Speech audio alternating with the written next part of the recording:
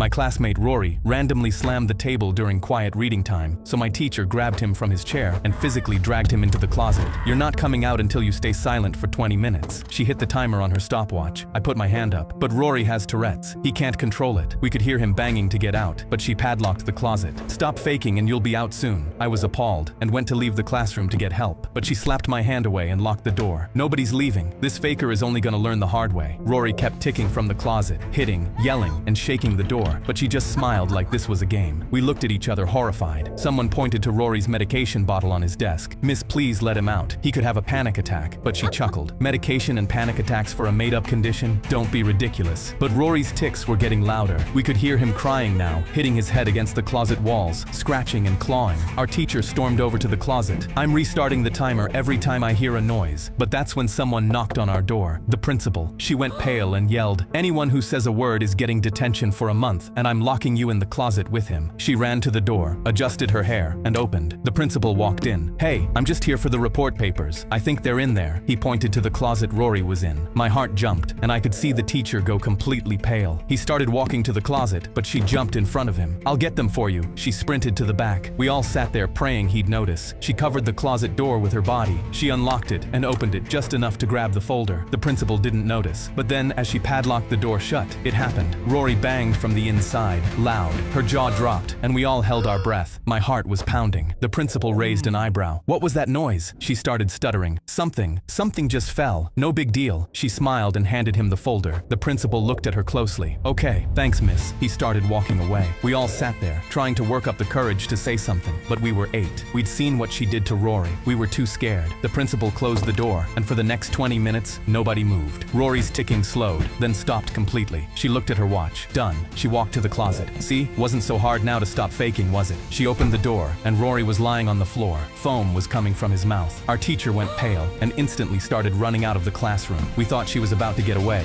but just as she reached the door, the principal walked in, blocking her path. "These aren't the right papers," he said. But then he noticed Rory on the floor. His jaw dropped and he instantly called police. Our teacher started literally twitching in fear, and while putting handcuffs on her, she was so scared her hands just kept ticking. "Stay still," they ordered her. "I can't control it," she cried out. I yelled at her. "Yeah, neither could Rory." I saw her jaw drop as she finally realized he couldn't control it.